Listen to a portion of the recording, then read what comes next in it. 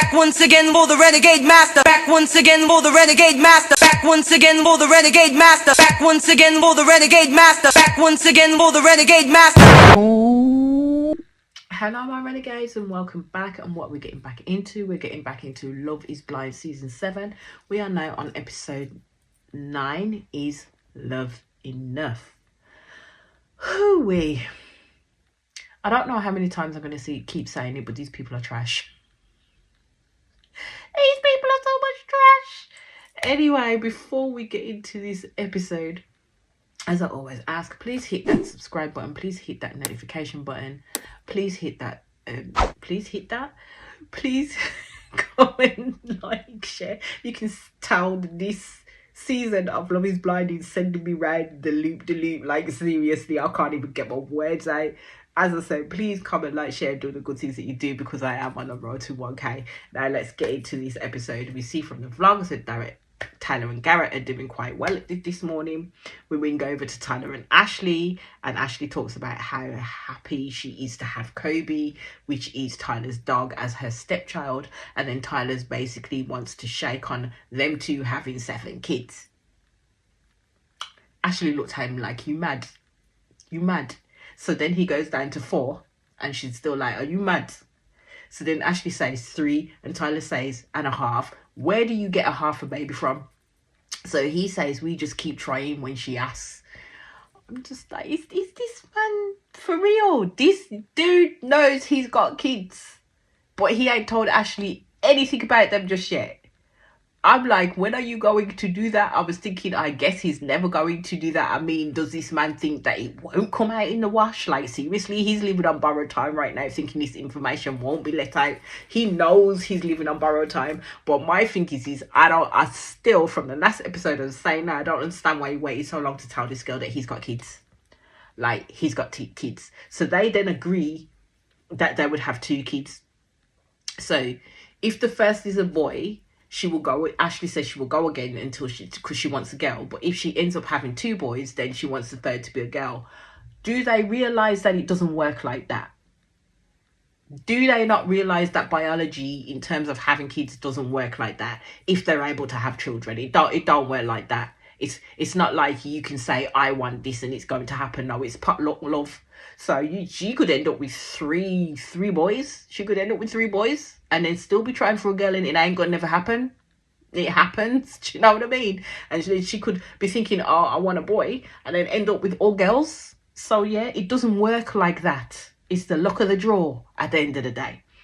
So basically, Ashley says that she's not actively trying to have kids, as she would be upset if she got pregnant on her wedding day. And I was like, are they not using nothing? Is nobody not using no protection around this place? Like, seriously, you can't say you're actively trying if you are not protecting yourself from the possibility of getting pregnant, because it's gonna happen regardless. If you're not using nothing, that's usually the consequence of not using nothing. So how can you then say that you are not actively trying when in essence you are actively trying, because you're not using nothing to protect you from it? Just throw caution to the motherfucking wind, eh? Jesus. So we go to Hannah and Nick, and basically Hannah is cooking and Nick was sitting pretty, and basically he comes out and he asks Hannah if she needs help with anything. This man becomes more of a hindrance to the whole situation. He don't know how to cook pasta. Like, Hannah has no patience for him at all. You can tell this by the tone of her voice, because Nick is literally asking her questions. How much water do I put in? Do I bring the water to the boil before I put the pasta in? Do I do this? Do I do that? And I'm just like, give him a little bit of grace, yeah, because we have to remember that his parents have done all this type of shit.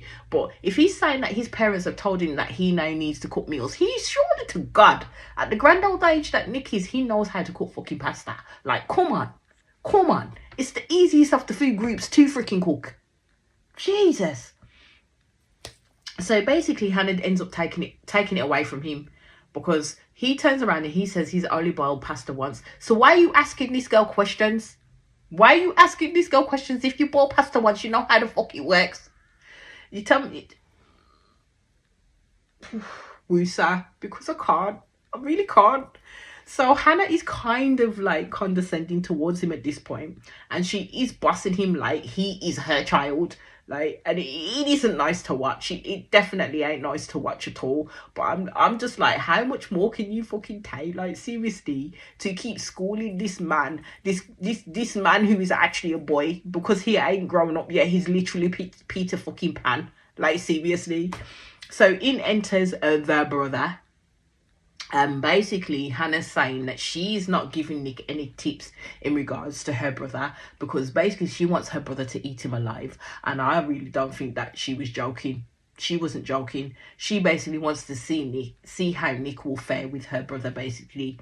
So didn't want to typecast, but her brother was definitely gay, like definitely gay, and he does confirm it within their conversations. I have a little sneaky feeling that he liked the look of Nick, and Nick might have been the type of guy that he would normally go for, because he was very much, you know, touchy feely at times with Nick. But hey ho, I ain't gonna read too much into that. So he was definitely more mavia than Hannah. So when Nick tells Hannah's brother, I want someone who will put me in my place and tell me what's up, her brother literally turns around to Hannah and says, he's a beach boy. And Hannah starts laughing. Hannah says, I need a beach boy. I may have laughed, but I was like, that was hella disrespectful as fuck to Nick. Like, seriously.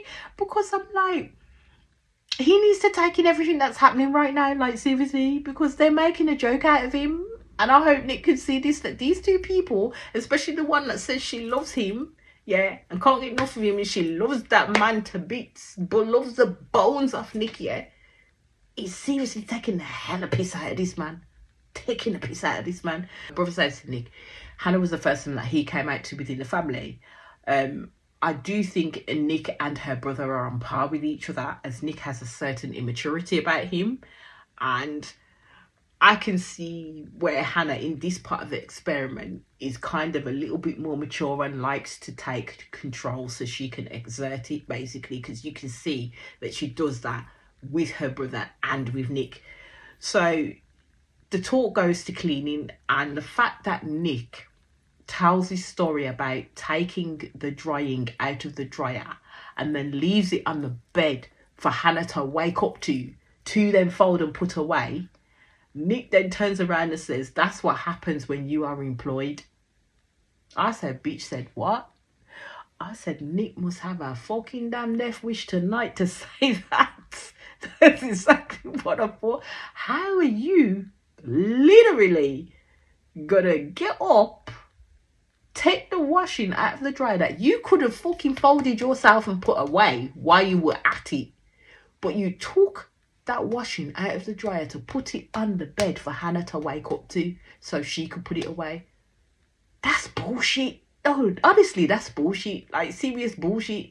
That man would have found that washing right there where I'd left it. Don't do me like that. Do not do me like that. That was uncalled for. So Hannah basically doesn't say anything, but she smiles. And I'm like, yo. And this is what I mean with the level of petty that Nick does. When he knows that they're taking the piss out of him, this is what Nick does. He bites back when Hannah least expects it. And he can be quite lethal with his mouth, with his bite backs. He really can. So Hannah does say that Nick is jealous that she makes more money than him. Nick said he doesn't mind, but something has this man's butt in an absolute twist. Like, Nick has come with a level of energy that will make a demon proud. Let's just put it that way. That's where Nick's level of energy is at right now. He's in the don't play era of his life right now.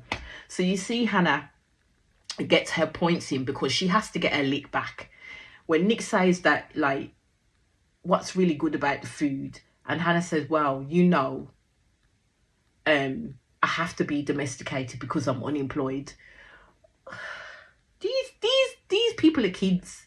Like, they're kids. Hannah's brother laughs, like, seriously laughs with them, and Nick continues to eat like he don't hear what's going on. I was like, yeah, this is not a great situation at all with these people.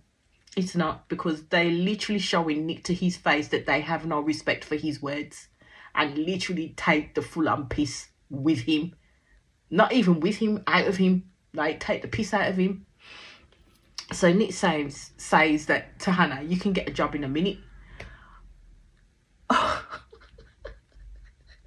Hannah didn't like that because she says, this is when you take it too far, as that wasn't a joke, it was just mean. And Nick was basically saying it was a joke because, no, you can't have the right to be mean to this dude to his motherfucking face and think he won't jump back and bite you round the throat. Come on now. Like, he won't sink his teeth in and say, have that.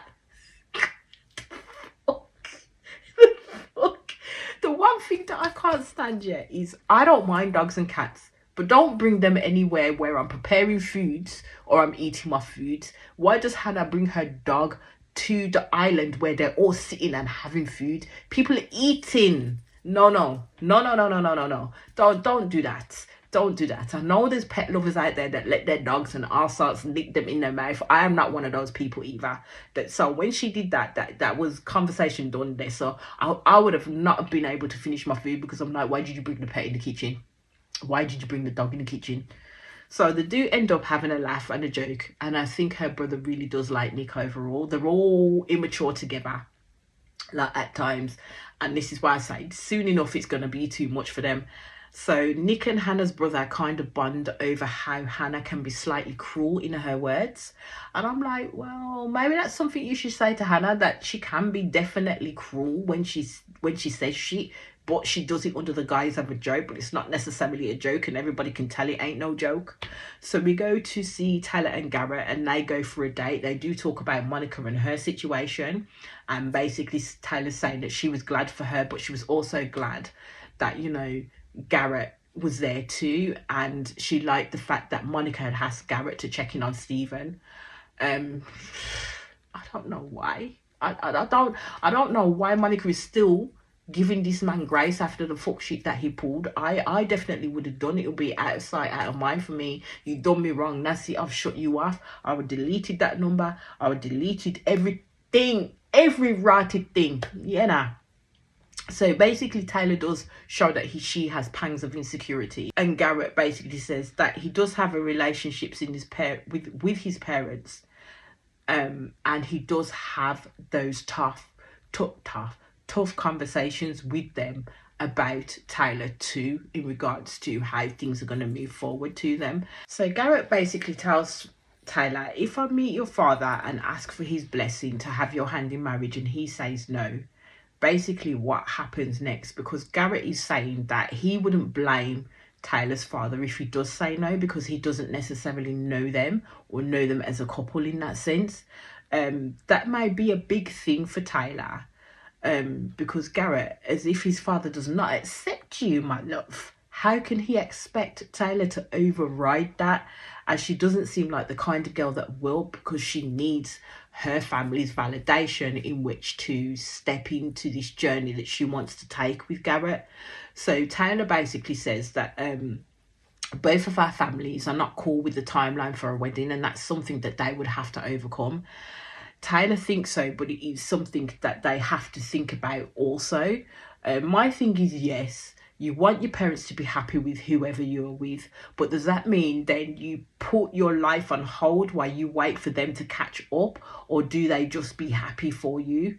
As these people basically, as I've already said, are parents to a child, but their child are adults in their own right, living on their own, making their own decisions for themselves, and sometimes some families might find it hard, but it is down to the adult basically, in terms of what it is that they want to do. And as I said, they need to let their kids run free and make the decisions that they need to make. Marriage is a very big and important step, and I think if Tyler's parents know Tyler how they believe that they've grown her up, then they would know that she would not take this very lightly, and the same with Garrett as well. Garrett says that he will still do it even if his parents said that they will not be going to the wedding. He wants to be with Tyler that bad basically, and wants her dad to say yes. So I hope Garrett is being true to his words in what he's saying in regards to what he wants from this whole scenario. So we go to Tim's house. So he's taken Alex to his house. So basically he's basically saying that everything has a space and a place, and he doesn't want to intimidate others in terms of how it looks, because he does want to start a family there. My man had a picture of himself and his dog. Like, he calls his dog Prince Roderick, and it was in royal regalia on the wall. And I was like, that just says about enough about this man. Like, seriously, it really does. Alex is turning around and saying she's not really a lazy boy type. So in America, you call them lazy boys. Over here, we call them recliner chairs, basically. So she didn't look impressed by his home at all. But all I can say is at this point, Alex had no motherfucking space to talk. Let's just put that out there. So Marissa and Ramsey's meet Marissa's family. So they meet her mother, her sister, and her brothers. So they all seem to be laughing and joking, and although Mama is smiling, she's watching a lot. And I'm like, something is going to be brewing here. So Marissa's mum said that Marissa and Ramsey's actually look like siblings. And it is kind of weird. I've already said they do look alike.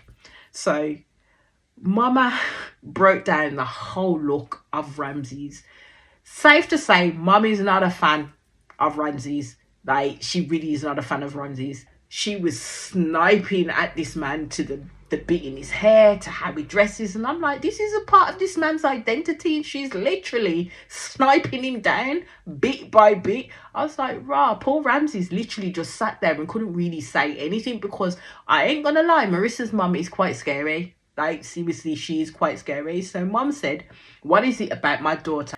And then she slips off with that, because, you know, there are tons of men that are infatuated with her daughter.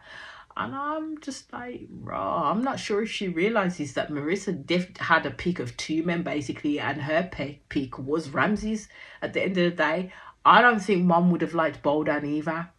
I think the only reason why she would have liked Boldan a little bit more is probably to the fact that he's a military guy. I don't know, but it doesn't seem like Mum's too confident in the choices that Marissa makes, and that says a lot. So Marissa is not technically vocal at this point within this dinner.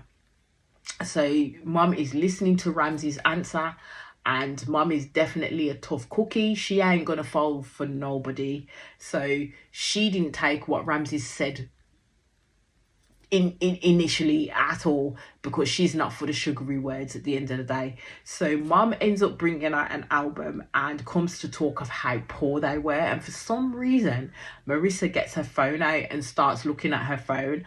And I was just like, this whole meeting with the brother and the sister, because it literally was the sister that was kind of talking quite a lot, but she kind of brought a little childlike element to it, even though you could tell that she was a lot older than how she was portraying herself to be. It was just a strange, weird meeting. They just weren't gelling at all. I don't think she knows her daughter, as in the pods, Marissa, basically.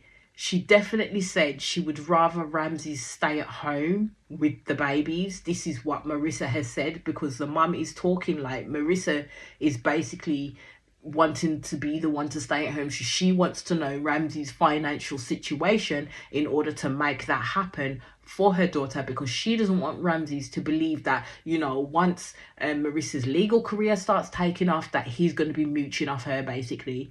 And I'm like, have you spoke to your daughter, Mum? Because at the end of the day, as she's already said within the pods, that she would prefer to have the man be the stay-at-home dad, because she's the one that's literally going to be moving and shaking within her career when she gets into the legal field, and it's going to be a demanding job. So she doesn't really want to stay home with the kids in the traditional sense, per se. So Marissa and her mum are definitely not on the same page at all.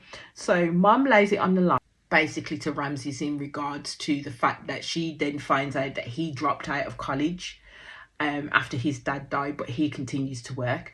Mum doesn't see Ramsey's as a bum, which is what she told him, but she wants to know that Ramsey's won't be, as I said, relying on Marissa's law degree and her job. She doesn't want to come over to where they are to look after their kid because her daughter has to work. And I thought, what kind of fucking experiences did this woman go through? Like, who the fuck hurt you? Because someone hurt this woman really, really well and truly, really bad. For her to be thinking this way and then expressing that to the man that Marissa hopes to freaking marry, because let's put it this way, she is not giving Ramsey a very good impression of family life. They're very dysfunctional, like very dysfunctional. She turns around and says that in terms of what she experienced, what she went through, she now seeks to protect her daughters. And I'm like, more power to her. But you know what? Marissa is an adult to make her own damn decisions. And I would again appreciate, she should have said, my family not speaking to someone I love in that manner, because it's rude. It's hella rude. Marissa didn't jump in straight away. She jumps in afterwards with mum and basically says that her mum wouldn't come and live with her anyway because her mum believes that she's evil. And the mum deadpan says that she's a bitch, that her daughter is a bitch, and Marissa laughs at that. And in a bit, so does Ramsey's. And I'm like, that this is dysfunctional at its heights. I can't cope with this situation at all, because this whole, how they're conversing with each other ain't right. It's not right. So Ramses and Maria agree that, you know, the mum tried to control and rule, and her mother essentially says, you can't let Marissa control, you need to give her pushback. And I'm just sitting there thinking to myself, am I in the righted twilight zone right now? Because this behaviour was at odds to me. It was weird. The brothers didn't seem to speak. And as I said, Marissa's mother was hard, like literally a hard woman. Even when Ramsey spoke about being married before and explained that she didn't like it at all, right? I don't think anyone would make this woman happy. She was set to give any man, that Marissa brought to the table, a hard time. So Marissa magically gets up and goes to the toilet, leaving Ramses with the crew. And I'm like, you know what? Good luck to you, Ramses. Like, seriously. The mother is so dead set against marriage. She says it won't last forever. Even if you believe it will. 15 or 50 years, it's over. And you tolerate each other until it's permanently over. And I was like, well, Dan, say how you really feel. Say how you really the fuck you feel, because what she's doing is she is putting her experiences of marriage and how she was treated and the damn hard life that she had onto her kids, and instilling her kids what the pitfalls of marriage are, but from her own lens, from her own perspective. So marriage did a number on this mother, but yeah, the way she's talking ain't right. It seriously isn't right. So mum turns around and talks about a prenup. Now she wants a prenup, and this is what she says to Ramses, that Marissa's worked too hard to end up being fucked over, because Marissa has been fucked over by too many men. She said she's been fucked over by her father and her stepfather, and she won't let Ramses do the same thing. So she's saying that if Ramses loves Marissa the way that he says he does, he should have no problem with it. But I'm like, but if Marissa has not brought this subject up, then who are you to do so? You don't have that right. Your daughter is a grown-ass adult. If she needs that level of protection, then she will ask Ramses for it. But Ramses says he don't have an issue with a prenup at the end of the day. And mom does turn around and say that Marissa's not making the money right now because she's going through law school. But each and every one of my kids have done well, and I won't see not a one of them be fucked over. She goes, again, this is nothing against Ramses. And I'm like, of course it's nothing against him. It's just against anyone Marissa or any of her children may be interested in. Ramsey says he doesn't take it personally, but I would take her attitude towards me personally, because she don't know me. She was rude. She was hella rude. The sister was basically saying that mom gave her blessing of sorts. Mum did not give her blessing in any way, shape or form, basically. So Marissa comes back and basically says, do you give your blessing, mum? And the mum says, will you have a prenup? And I says, there it is right there. There it is right there. So there's serious vibes with Marissa and her family. Their interactions, to me, are toxic, especially between Marissa and her mum. So Marissa, like, you know, is getting this pressure from her now that, you know, if you do marry this dude, get a prenup. I just, someone clearly messed with her mum, like, seriously. And as they're sitting there, the mum looks at Ramses and said, I will hurt you if you hurt my daughter. I will cut your balls off. I was like, this is the worst family meeting I have ever watched in my entire life. It was a train wreck. Yeah, there was no putting that train back on the rails to any type of positivity. Poor Ramsey's just looked scared and mortified all at the same time. So we see Hannah and Nick go and meet Hannah's mom, dad, and little brother. I would say that essentially when they first walked in, it was a little bit awkward.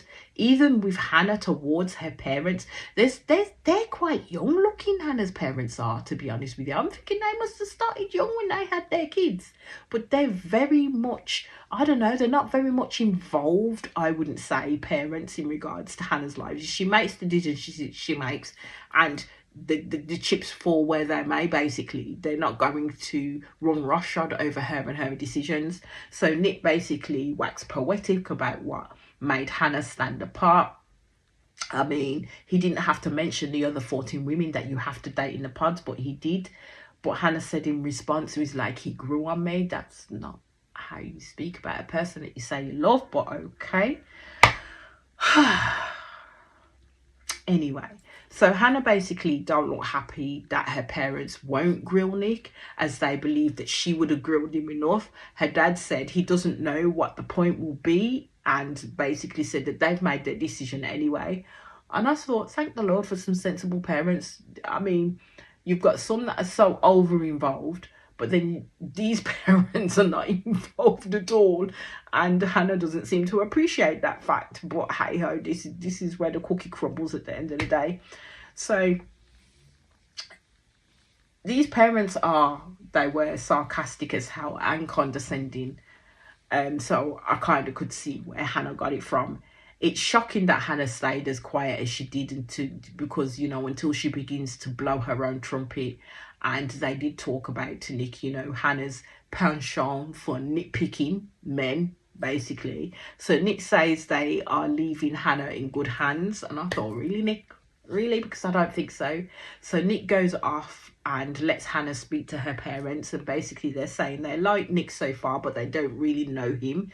So they tell Hannah what is really worth nitpicking over, to be fair. And I kind of agree with them, because Hannah does go on at Nick quite a lot, but sometimes he seems to like it until he gets into petty mode. So Hannah says it's her who is basically blocking her blessing with Nick. And they say to her that Nick is relaxed, and basically they said that Hannah just looks angry. She does. She looks angry all the time. So Alex and Tim goes to Alex's home. All I can say is, wow. When they say a person's home is as cluttered as their mind can be cluttered, because they're probably going through things, and that could be a sign of, like, you know, being in low mood, or their mental health is affected by certain things, that where they're living becomes like the vision for that. This is what's happening with Alex, because my God, this girl had shit everywhere. Now, it weren't dirty. It was just cluttered with clothes and bags of clothes and this, that, and the other. It was just a mess. And I'm just like, you knew people were coming round. You knew the cameras would come in your home. You knew that Tim would see this shit after you've just seen his house and how pristine his house is. For him to come in your space, and your space is just about big enough for people to walk around in, because you've got shit everywhere. Alex needs to speak to someone. Like, seriously, I was kind of appalled and concerned at the same time. I was just like, what do you do in that scenario? Like, literally, what do you do in that scenario? But then Alex, you could tell Alex was uncomfortable in showing in showing Tim this side of her. She was very, very uncomfortable with it. But when she said that she came in, she sat down, she was then comfortable in her space, in her mess, because basically she was exposing herself. She was exposing her whole mind and where her mind is right now. I think that's what it boils down to. That's why I ain't gonna, like, you know, going too much on the state of what her house looked like, because I think there's something underlying going on there with Alex, like, seriously. We go to Tyler and Garrett, and they meet Tyler's friends. They do talk about the Virginia San Diego situation, and they've talked about in regards to the fact that Garrett does not mind moving out to San Diego with Taylor, but they can always make this compromise. Garrett basically says that he's not met anyone like Taylor, so he would go and give up everything for Taylor because she's worth it. I would say I have so much invested in these two, like seriously so much invested in these two due to the car crash of a show. I'm hoping we get at least one wedding and it'll be these two. That's what I'm hoping for. So basically her friends are happy for her because they see how she looks at Garrett, and they've basically said that there's something completely different about her, and they are shocked by how different she is with Garrett, which is a good thing, to be honest with you. So that was a really, really good meeting. So now basically for Garrett, it's Tyler's parents that he has to impress. So we go back to Marissa and Ramsey's. So Marissa asked Ramsey's what he thought of her mom, and I'm like, does she expect this man to tell the whole truth? Because her mom is hell on legs, like seriously. No, good on Ramsey's, he opted for the soft answer, but Marissa was the one that turned around and said her mom needs therapy. And I was like, yes she does, because that was on a different level of being protective of your children, like seriously. So they do end up talking about the prenup, and Ramsey's basically said that he's okay with that fully, like he's not there for the money. She says, I don't have that money yet, but he says in the future that's not what he's come there for. At the end of the day, Marissa believes that her mother is supportive of the wedding. I don't see it in the slightest. So Marissa wonders what it will be like meeting his family, and Ramsey's does say, well, not like that at the end of the day, because Marissa's family is fully dysfunctional. It's just a madness, because jeez, it was mad. It was mad. So Ramsey said he has no doubts, and Marissa asked if he will say no at the altar. I do believe he is wondering how much time, if they get married, they will have to spend with her family, because I would have run for the hills after that family meet up, because Ramsey's, you could tell, as I said, was scared of Marissa's mum, and that feeling I don't think has left him. So they talk about like the timeline in which to have kids, and he says around 4 years. He said, like, you know, it could be 3 years, but Marissa wants to have kids in 2.5 years. So Marissa then mentions speaking to her GP about going back on birth control. So I was just like, hold on a minute, is this another couple that have been raw dogging it all this time? Ramsey is basically talking about how we can't play these risky ass games anymore, and I'm like, what is wrong with you fucking lot? Like seriously, all responsibility jumps out of the window when you get a bit of little hot in between your legs when you meet that hot box. What the fuck? Because how in the hell can you go through this process raw dogging it all this time? Because they've been having sex from when they met. Yeah, all through the honeymoon, all through to now. And all this time you've been raw dogging it, thinking that are you thinking that she won't get pregnant? Knowing full well that you could go to that altar and not say no, and this poor woman could be up the duff with your baby. Are they mad? Anyway, Rabbit says he doesn't want her to take the birth control if it's going to affect her health and moods. Now, I kind of understood this, and I saw the supportiveness of Ramsey's at that point, but it's how he then doubles back on that point he made to her when he was going to support her. He doesn't want her to take it because he doesn't want to wear condoms. Ramsey's doesn't want to wear condoms because he believes that it would null and void his pleasure of having sex with Marissa, whereas Marissa does get enjoyment still from a person wearing condoms. They've made condoms completely different to the point where you can't really feel them anymore. You don't even know that you've got one on you. But Ramsey's is still thinking of his own self-worth when it comes to having sex and his needs rather than the needs of Marissa. And you know what? Not getting her the fuck pregnant, because I tell you, if she was anything like me when I went on birth control, especially when it came to tablets and stuff and that kind of chemical shit right there, didn't work for me. Did not work for me in the slightest. So yeah, I don't know what the fuck Ramsey's wants at the end of the day. So I believe that Ramsey's was completely selfish in that moment because he wants sex to be enjoyable for him. So he's basically refusing to wear a condom. So we see Nick and Hannah, and they go to meet Nick's parents. And Hannah was really thoughtful with her gifts in picking out his parents' gifts completely. Hannah was open. She wasn't nervous at all. She's quite used, it looks like, to meeting people on a daily basis. So I was like, who is this Hannah? And where did the other one go? Because Nick's parents really love Hannah, really love Hannah. So Nick's dad does tell Nick that Nick's mum basically forced him to grow in so many areas when they met, although it was uncomfortable. So now I see why Nick likes Hannah's ways, because his mum is literally the same as what Hannah was when they met, and then they essentially got married to each other. So Nick has been seeing the matriarch of their family literally putting the boots to the father in regards to what she want, what she don't want, what you need to be doing, even though it made the dad uncomfortable. He did it. He jumped through hoops for this woman, and this is what Nick is doing too. So Hannah tells Nick's mum of the first impression she had of Nick as being a player, basically. I was like, no, Hannah, that was the impression given to you by others at the end of the day. So the way Hannah talks about Nick definitely does not show in her actions to me. So she's telling Nick's mom how she had to grow up so quickly as her parents cut her off when she was 18 years old. So she had to fend for herself. Whereas Nick still has his parents doing a lot for him, basically. She says it was a setback that Nick doesn't know what to do in certain situations, but thinks he will learn. I'm shocked about Hannah's candor in speaking to his mum, basically, about Nick, because she just laid it out there. I don't think she did wrong, to be fair, as Nick's mum was responsive to what Hannah was saying and agreed that each of the children were spoiled and coddled as kids. But now for Nick, it's running to his adulthood, as they have made a rod for his potential partner's back, basically, by Nick being so dependent upon his parents. So as I said, they fully loved Hannah.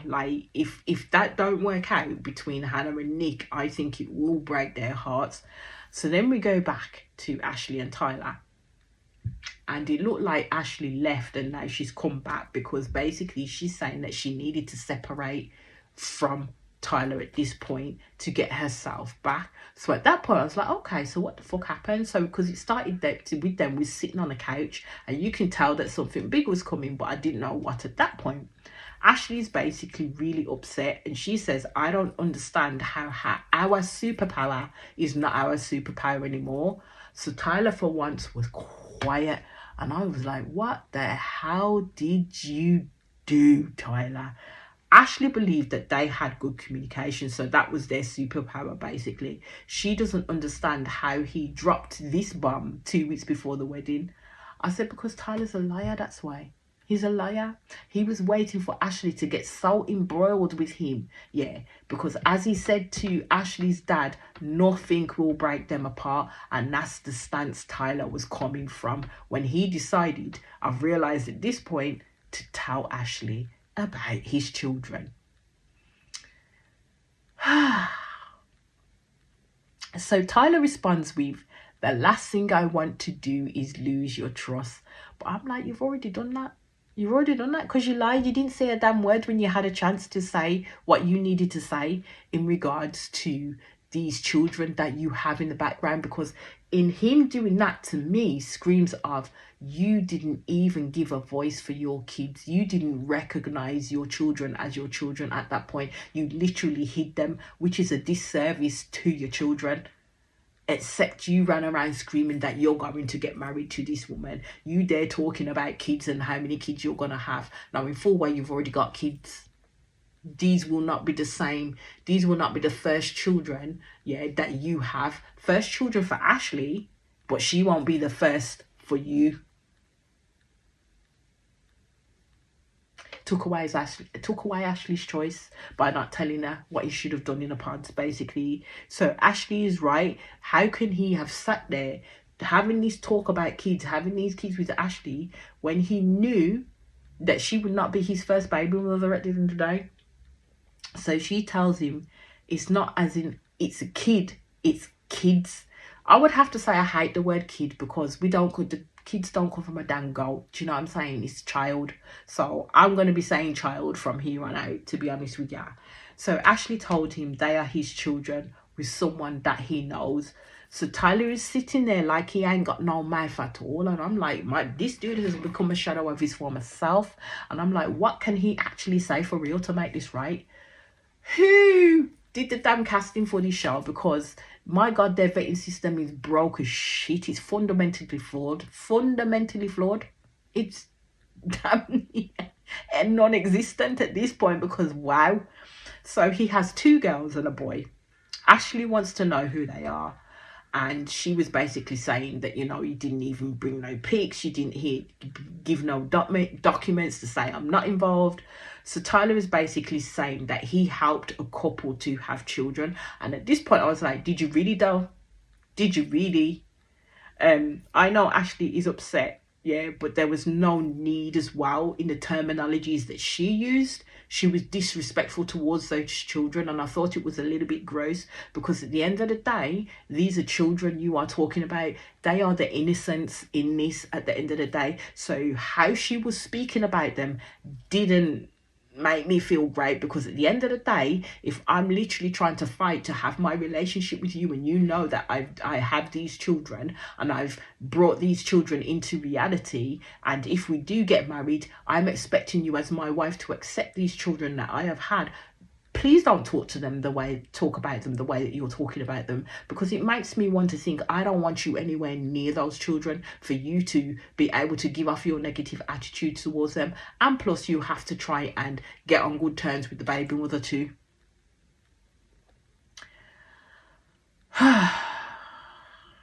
So man has 3 children running around that he tried to hide.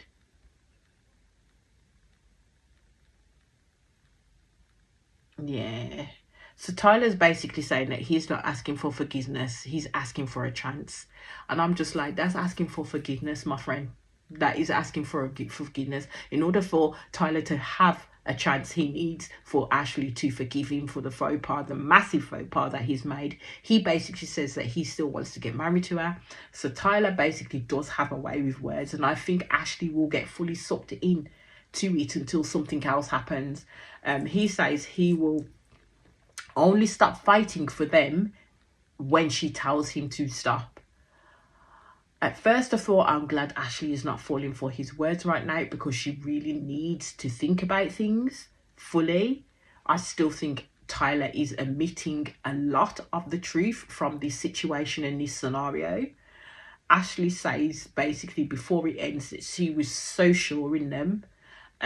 But this is because she wanted to believe his words fully. She still allows for him to comfort her when she's upset and says, I love you too, when he says it back to her. And this is where Tyler knows that there's an in, because again, he begs her to give them a chance. And you can see that Ashley is falling for his words all over again. But this is where this episode ended. I'll be back in quick succession with the next episode. As I always ask, please hit that subscribe button. Please hit that notification button so you know I'm doing videos. Please comment, like, share all the good things that you do, because I am on the road to 1K. And I'll speak to you all again soon, my people. Peace out.